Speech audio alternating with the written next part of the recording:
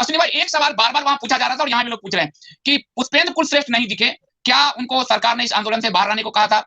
ये सवाल बार-बार मेरे पास आ रहे हैं क्योंकि पुष्पेंद्र कुलश्रेष्ठ ने कहा था कि वो आंदोलन में रहेंगे। 2-3 दिन आपके साथ उन्होंने प्रोग्राम किया था। उनके बहुत बड़े समर्थक, बहुत सारे समर्थक आए थे। लेकिन बाद में जो जानकारी है कि क्या सरकार के दबाव में या संगठन के दबाव में, किसी ऐसे दबाव में वो आंदोलन से अपने आप को उन्होंने अलग कर लिया। उन्होंने, उनके ऊपर किसका दबाव था संदीप भाई, वो मुझे उन्होंने बताया नहीं। और सच्चाई यह है कि मैं आज आपके सामने डिस्क्लोज कर देता हूं, मैं पहले नहीं कर रहा था। जिस तरीके का उन्होंने रवैया अपनाया, लगातार फेसबुक पे नकारात्मकता फैला रहे थे, ट्विटर पे नकारात्मक फैला रहे थे, मेरा फोन नहीं उठा रहे थे। मैंने उनको बार बार फोन किया, उन्होंने फोन उठाना पसंद नहीं किया। और मतलब एक तो होता है कि आदमी न्यूट्रल हो जाए, वो इस आंदोलन में न्यूट्रल नहीं रहे, बल्कि इस आंदोलन को खत्म करने के लिए उन्होंने सारा सारा तंत्र अपनाया। वीडियो उन्होंने वायरल करवाए, फेसबुक पे पोस्ट लिखी इस आंदोलन के बारे में, लोगों में गलतफहमी फैलाई कि इसका जो है परमिशन कैंसिल हो चुका है, आप लोग मत जाओ। लोग बार बार अपील किया लोगों से कि आप इसमें शामिल मत हो।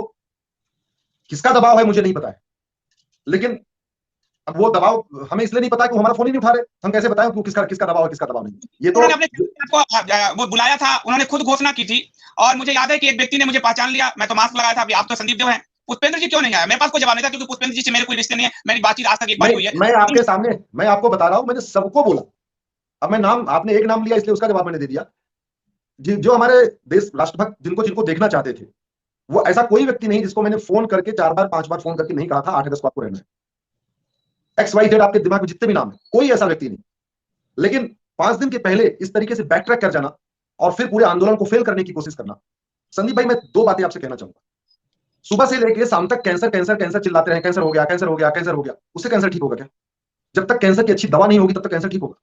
सुबह से हम शाम तक केवल इतिहास बताते रहे, बाबर ने ये किया, हुमायूं ने ये किया, औरंगजेब ने ये किया। अरे पहले तो एक बाबर, एक हुमायूं, एक औरंगजेब था। आज की डेट में हर तहसील में बाबर हुमायूं पैदा हो रखा है। तो समस्या बता बता के अपनी दुकान चलाना, समस्या बता बता के अपना यूट्यूब के सब्सक्राइबर बढ़ा लेना और 2-3 लाख रुपए महीने कमा लेना, ये बड़ा आसान है। मैंने पिछले 7 साल से प्राइवेट मैटर में मेरे पास टाइम नहीं लेने का। हाई कोर्ट का एक मैटर सुप्रीम कोर्ट में चैलेंज करने में 1 दिन का समय लगता है संदीप भाई, और 4-5 लाख रुपए फीस मिलती है। हाई कोर्ट का जजमेंट सुप्रीम कोर्ट में चैलेंज करने में जो पिटीशन तैयार होती है, 8 से 10 घंटे लगते हैं और 4-5 लाख रुपए फीस मिल जाती है हमारे जैसे लोगों को। बड़े लोग हैं वो तो 20 लाख 25 लाख लेते हैं, मैं उनकी बात नहीं कर रहा हूं, मैं अपनी बात कर रहा हूं। मैं जो मेरी अपनी काबिलियत है या जो मेरी मार्केट की वैल्यू है, मैंने केस नहीं लिया। जबकि पीआईएल फाइल करने में संदीप भाई 10 से 15 दिन लगता है। एक पीआईएल सुप्रीम कोर्ट में ड्राफ्ट करने में 10 से 15 दिन लगता है। सारा कोर्ट फी अपने जेब से जाती है, सारा पैसा अपने जेब से खर्च होता है। और आप जानते हैं मैंने आज तक कोई एनजीओ नहीं बनाया कि किसी एनजीओ बना के कहीं मैं फंस ना जाऊं। मैंने आज तक कोई एनजीओ बनाया नहीं है, कोई रजिस्ट्रेशन कराया नहीं है। कई लोग कहते हैं कुछ आप बना लो, लोग चंदा ले लो। मैंने कहा भैया अभी थोड़ा रुक जाओ, भगवान की दया से भी गाड़ी चल रही है, चलती रही है। जिस दिन गाड़ी रुकेगी तो मैं कह दूंगा हाँ मेरी गाड़ी रुक गई है। तो हमने जितने विषय उठाए हैं, हमने बतौलेबाजी नहीं किया है, हमने भाषणबाजी नहीं किया है। हम उन जिन विषयों पे आज बोल रहे हैं, उन विषयों को मैं सुप्रीम कोर्ट ले जा चुका हूं। उन विषयों पे मैं सुप्रीम कोर्ट में लड़ रहा हूं। भाषणबाजी नहीं किया मैंने बतौलेबाजी नहीं किया, मैंने नूरा कुश्ती नहीं किया कभी आके टीवी, रेडियो और यूट्यूब के ऊपर। मैंने ऐसे भी नहीं कोई यूट्यूब का चैनल बना के और 5 लाख 10 लाख सब्सक्राइबर बना लिया और उसके बाद उसपे ऐड डाल के 3 लाख रुपए 4 लाख रुपए कमा रहा हूं। ये सब हमने कुछ किया नहीं है। मैं किसी के बारे में कुछ नहीं कहना चाहूंगा, बस जितना जरूर कहना चाहूंगा, मुझे बड़ी तकलीफ हुई है जिस तरीके से हमारे पीठ में छुरा घोपा गया है संदीप भाई, मुझे उसकी बहुत तकलीफ है। मैं समझता हूं क्योंकि वो आंदोलन में आज मुझे दिख रहा था और जिस तरह से कंफ्यूजन का, क्योंकि व्हाट्सएप पे कंफ्यूजन का पूरा मैसेज चलाया गया था, ये हमने खुद देखा है, हमारे पास स्क्रीनशॉट है उसके। और जिस तरह से 4-5 दिन में मुझे लग रहा था कि एक बड़ा आंदोलन होगा, पुष्पेंद्र कुलश्रेष्ठ को फॉलो करने वाले लोग बहुत ज्यादा हैं और मैं तो, हम लोग तो छोटे लोग हैं, हम वहां गए, हम तो थे ही वहां पर, काफी लोग थे वहां पर। और ऐसा कोई हमारे साथ नहीं ईगो की बात है कि कोई वो आया वो नहीं आया, सबको आना चाहिए था। लेकिन जिस तरह से वहां लोग पूछ रहे थे मुझसे, एज ए जर्नलिस्ट मुझसे पूछ रहे थे, वो क्यों नहीं दिख रहे मंच पर, वो क्यों नहीं है, क्या वो सरकार के कहने पर बैक हो गए? मैंने कहा मुझे कुछ नहीं पता, मेरा नहीं है रिलेशन उनसे, मैं पूछूंगा। और इसलिए मैं चुपके फोन पे पूछूं, इसलिए आपसे मैंने पूछ लिया सीधे सीधे तौर पर, क्योंकि जनता मुझसे पूछ रही थी। और ये बात आपने बिल्कुल ठीक कही है, मैं आपको उस जमाने से जानता हूं। लोग आज सोच रहे होंगे, हमारी पुरानी मित्रता है, कि आपने अपने घर को ताक पर रख के पीआईएल की लड़ाई लड़ी है। ये लड़ाई लड़ना और बताना, ये प्रॉब्लम लोग ये कभी नहीं समझ पाएंगे। जैसे इंडिया स्पीक्स, हम जो सिर्फ बता नहीं रहे हैं, हमने आपको विकल्प दिए हैं, ई कॉमर्स, पब्लिकेशन, लेकिन सिर्फ बता बता कर कई लोग जो है और अंत में उसको बैकट्रैक कर जाना, ये आंदोलन के साथ धोखा होता है। यही चंद्रशेखर आजाद के साथ भी हुआ था, यही हर आंदोलन के साथ होता है कि कुछ लोग आते हैं, वो बैकट्रैक कर जाते हैं, तब अंग्रेजों के कहने पे करते थे, आज पता नहीं क्या होता हो। लेकिन ये दुखद था क्योंकि जनता मुझसे पूछ रही थी और मुझे लगा मुझे आपसे पूछना चाहिए, एज ए जर्नलिस्ट मुझे ये पूछना चाहिए, और इसलिए मैंने पूछा। अगर आपको बुरा लगा हो तो मैं क्षमा चाहूंगा, पर मुझे जनता। दूसरी बात, मैं इस मुद्दे से अलग आता हूं, क्योंकि जिनको आना था वो दिख गए, जिनको नहीं आना था वो कभी नहीं आएंगे। कई लोग कहे मुझे नहीं कहा, कोई यूट्यूबर कहता है मुझे नहीं कहा। आप यूट्यूब से पहले आपकी हैसियत क्या थी? सीधी सी बात है। मैं बहुत टफ बोलने वाले में जाना जाता हूँ, कई यूट्यूबर्स कर रहे हैं, मुझे नहीं कहा। तो मैं सीधे कहता हूँ, अश्विनी उपाध्याय इस यूट्यूब के और मीडिया से पहले भी थे, संदीप देव पहले भी था। आप इस यूट्यूब से पहले क्या था कि आपको कहा जाए भारत के राष्ट्र के मुद्दे हैं, इसमें स्वयं आना होता है। वो गरीब जो रेवाड़ी की महिला से मैं बात कर रही थी, क्या अश्विनी उपाध्याय ने फोन किया था उनको? वो जो कहा थे उड़ीसा से, एक सरदार जी आए थे उड़ीसा से, उसका इंटरव्यू हमारे यहाँ, उनको क्या अश्विनी उपाध्याय ने फोन किया था? तमिलनाडु वाले को फोन किया था? ये जो हिंदुओं की ईगो की लड़ाई है, इसी का फायदा लोग उठाते हैं। ये हमारा देश है, लोग कहते हैं हमको नहीं पूछा। यूट्यूब से बाहर भी हैसियत दिखा लो, फिर समझ में आता है। मैं सीधी सी बात करता हूँ। मैं आपसे ये बात कहूंगा कि एक हमारी नीतू खन्ना जी हैं, वो पूछ रहे हैं बड़ा वाजिब सा सवाल कि आपकी जो डिमांड्स हैं वो गवर्नमेंट नहीं मानेगी अगर, तो आप क्या करेंगे? आगे क्या करेंगे? कि आप भी प्रॉब्लम्स बताकर रह जाएंगे? पीआईएल में आप सॉल्यूशन ढूंढने का प्रयास कर रहे हैं, तो सुप्रीम कोर्ट इसमें आगे कहां तक जाएगी? या इसको संगठित आंदोलन, एक कोर कमेटी बनाकर इसको पूरे देश में ले जाएंगे? क्योंकि अब आप इस मुकाम पे आ गए हैं कि आपको अब पार्टी और ये सब जो पार्टी से बंधे हैं, इससे बंधे वो नहीं चल सकता। 40-50 हजार लोग आए थे, ये मामूली बात नहीं होता। ठीक बात है, इसको अभी हम स्ट्रक्चर्ड वे में ले जाएंगे। जो यूनाइट इंडिया मूवमेंट है, इसको हम स्ट्रक्चर्ड वे, इसका पूरा संगठन अभी हम खड़ा करेंगे। इसका देश भर से लोगों को, जो लोग इसमें आना चाहते हैं उनको इसमें जोड़ेंगे। और अकेले दिल्ली से इसको करना ठीक नहीं रहेगा, इसलिए हम इसकी स्टेट वाइज यूनिट भी बनाएंगे और फिर पूरे देश में जाएंगे। ये सही बात है। जहां तक इस सरकार की बात है, हमें पूरा भरोसा है कि ये सरकार करेगी। अब मोदी जी भी अगर नहीं करेंगे तो कौन करेगा? ये बड़ी मतलब इस सवाल का भी मैं कुछ जवाब नहीं दे पा रहा हूँ संदीप भाई। हमें भरोसा है कि मोदी जी करेंगे, ऐसे हमें पूरा भरोसा है। अब नहीं करेंगे तो क्या होगा, उसका भी मेरे पास कोई जवाब नहीं, लेकिन हमें भरोसा है कि करेंगे। दूसरी बात है कि इसमें एक मनोबल मुझे बहुत हाई दिखा, हिंदुओं का मनोबल बहुत हाई दिखा। और मैं गवाही दे रहा हूं आपको। मैं मूवमेंट में रहा हूं, अन्ना मूवमेंट को कवर नजदीक से किया है। वहां मेरे दोस्त जो संघ से जुड़े हैं, मेरे दोस्त, उन्होंने खाने की सारी व्यवस्था की थी। यहाँ मुझे अपनी मारुति कार में पूरी और आलू की सब्जी लेकर लोग मुझे खिला रहे थे। उसमें से एक ने पहचान भी लिया। मैंने कहा आप यहाँ कहाँ कहीं से जुड़े? नहीं, मैं मधुबनी से आया हूँ, बिहार मधुबनी से। पूरी सब्जी यहाँ, वो यहाँ कहीं होटल में खरीदे होंगे, अपने यहाँ बनवाया होगा। तो एक बहुत बड़ा मनोबल हाई था लोगों का सनातन को लेकर। उनके मुद्दे थे कि वो समानता की बात कर रहे थे, वो कर रहे थे समानता की बात, वो कर रहे थे जनसंख्या नियंत्रण की बात, वो धर्मांतरण के विरोध में थे, वो धर्मांतरण कानून लाने की बात कर रहे थे, वो मंदिर को सरकारी नियंत्रण से मुक्ति की बात कर रहे थे। बड़ी संख्या में लोग वो थे जो गौवध का विरोध कर रहे थे कि गौवध बंदी कानून आए। ये स्वतंत्रता से पहले के मांग आज लोग जंतर मंतर पर उठा रहे थे।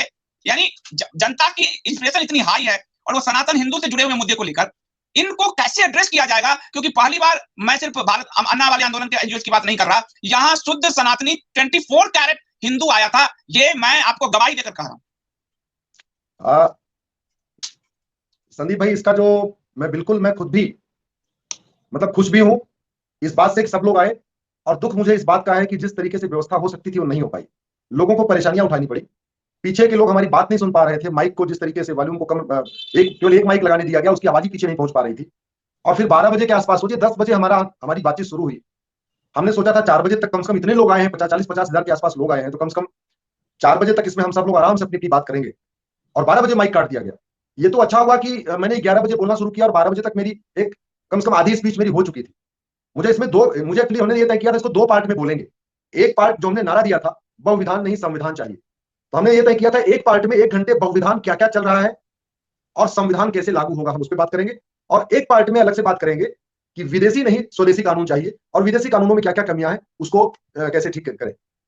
दुर्भाग्यवश एक घंटे का तो मेरा हो पाया, लेकिन पूरी बात ही नहीं हो पाई। अब एक ही तरीका है कि सोशल मीडिया के माध्यम से बात करें, फेसबुक ट्विटर के माध्यम से बात करें। मैं अपना फेसबुक देख रहा था, 7 लाख के आसपास जो लाइव हुआ है मेरा 1 घंटे का, 7 लाख लोगों ने देखा है।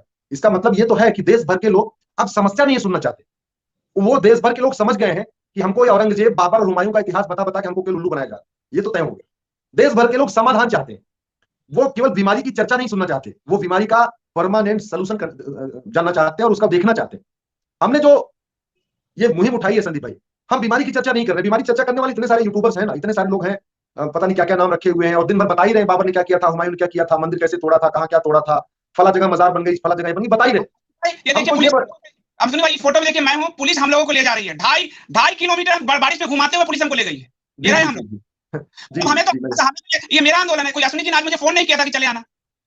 ये मेरा आंदोलन है, ये सनातनी का आंदोलन है। इसलिए मैं कह रहा हूं कि मैं ये कह रहा हूं बॉस, अब लोग ऐसा आप जरा समझो, जितने भारत में समस्याएं चल रही हैं उनको ठीक करना आम जनता की ड्यूटी थोड़ी है। रात को अगर गाय भर के जा रही है तो गाय की ट्रक को रोकना गौभक्तों का काम नहीं है, सरकार का काम है, प्रशासन का काम है। अगर नशा की तस्करी हो रही है उसको रोकना सरकार का काम है। हमारे संविधान में आर्टिकल 47 है। संदीप भाई, मुझे लगता है कि हमें करीब 10-15 एक संविधान के 10 आर्टिकल्स के ऊपर एक हमें स्पेशल सीरीज चलानी चाहिए कि वो 10 आर्टिकल जो लागू ही नहीं किए गए, जो संविधान में है। 125 बार संविधान बदल गया है, 5 बार सुप्रीम कोर्ट का फैसला पलट गया, लेकिन मूल संविधान लागू नहीं किया गया। तो हम ये कह रहे हैं कि आप समस्या एक एक समस्याओं का समाधान करके आप कितनी समस्या का कितनी गाय पकड़ते रहोगे? गाय पकड़ना हम गौभक्तों काम थोड़ी है, गाय पकड़ना पुलिस का काम। हम ऐसी व्यवस्था बनाए, ऐसा कानून बनाए कि ये पुलिस पकड़े।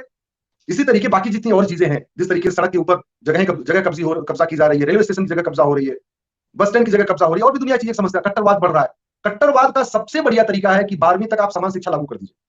मजहबी उन्माद कम होगा, कट्टरवाद भी कम होगा, और सबसे बड़ी बात, ये सबको समान अवसर मिलेगा। इसलिए मैं आपसे काम करता हूं संदीप भाई, आप प्रोग्राम बनाओ।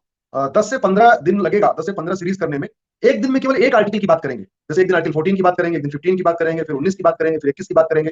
ये आर्टिकल कहते क्या है और होना क्या चाहिए था और हुआ क्या है, ये बात जनता को और जो हमारे राष्ट्रवादी साथी इनको बताना बहुत जरूरी है, जिससे ये अपने अपने सांसदों से सवाल पूछ सके कि भैया संविधान का आर्टिकल 44 तो ये कहता है, तुम लागू क्यों नहीं कर रहे हो? किस बात के सांसद हो? तुम इसको लागू करने की मांग संसद में क्यों नहीं उठाते हो? तो इसलिए हमने ये तय किया है कि आपके साथ भी मैं बहुत जल्दी, आपको अगर जैसा समय रहेगा आप इसका प्लान करिए। 10 से 15 एपिसोड का एक हम कॉन्स्टिट्यूशन पे चर्चा रखते हैं, जिससे आम जनता को पता तो चले कि उनके साथ धोखा कैसे हो रहा है, उनके साथ किस तरीके का छलावा हो रहा है। भारत में 788 सांसद हैं, 700 लोकसभा राज्यसभा मिला के। इसमें से चलो 288 अनपढ़ हैं, नहीं उनको कुछ आता जाता है, वो टिकट खरीद के आ गए हैं या जाति के आधार पर आ गए हैं। 500 सांसद तो ऐसे हैं जो पढ़े लिखे हैं, समझदार हैं। संसद में साल में 3 सत्र होता है संदीप भाई। 3 सत्र का मतलब, अगर हर एक सांसद एक सत्र में एक प्राइवेट मेंबर बिल पेश करे, एक कानून को बदलने का बीड़ा उठाए, तो साल में 1500 कानून बदले जा सकते हैं, या नए कानून बन सकते हैं, पुराने कानून 1500 बदले जा सकते हैं। इस तरीके से चीजें हो सकती है। ये हम जो 200 कानून बदलने की मांग कर रहे हैं, 222 कानूनों को, ये 3 महीने के अंदर नए हो सकते हैं। हमारे पास 1000 से ज्यादा रिटायर्ड जज है, 1000 से रिटायर्ड आईपीएस है, इतने 1000 से ज्यादा रिटायर्ड आईएएस है, 1000 से ज्यादा हमारे पास रिटायर्ड ला के प्रोफेसर है। हम कमेटी बना दे, 3 महीने के अंदर सारे कानून उचित हो जाएंगे। ये देखो, मैं आपको, क्योंकि आप मंच से थे और पुलिस ने आंदोलन को बिखेर दिया और आप लोगों को जाने को कहा, और मैं तो जनता के बीच था। ये देखिए लोग कैसे खाना खिला रहे थे। आपने इनको फोन किया था क्या कि मेरे मंच में खाना खिलाओ? ये लोग खाना खिला रहे थे, मैं भी खाना खा रहा हूँ, लोगों ने मुझे पकड़ लिया, तो आप मैंने आपको खा के जाना होगा। आप देखिए लोग खाना खिला रहे हैं। ये वो सनातनी है जो मुजफ्फरपुर और मधुबनी से आए, बिहार से आए, ये वो लोग। संदीप भाई मैंने कहा ना, जो पाखंड किसी चीज का हो अच्छा नहीं होता है। पाखंड समाजवाद का हो, पाखंड अम्बेडकरवाद का हो, पाखंड सेकुलरिज्म का हो, या पाखंड राष्ट्रवाद का होगा। हमें पाखंडी सेकुलरों से उतना खतरा नहीं है, हमें पाखंडी समाजवादियों से उतना खतरा नहीं है, हमें पाखंडी गांधीवादियों से उतना खतरा नहीं है जितना पाखंडी राष्ट्रवादियों से खतरा है।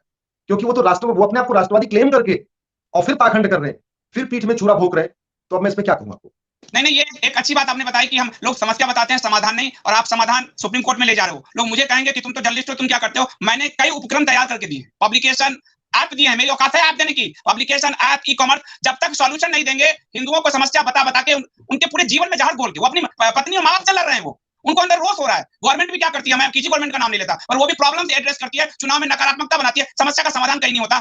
हमें हिंदू समाज को समस्या का समाधान देना होगा, तब जाकर हम कुछ कर सकते हैं।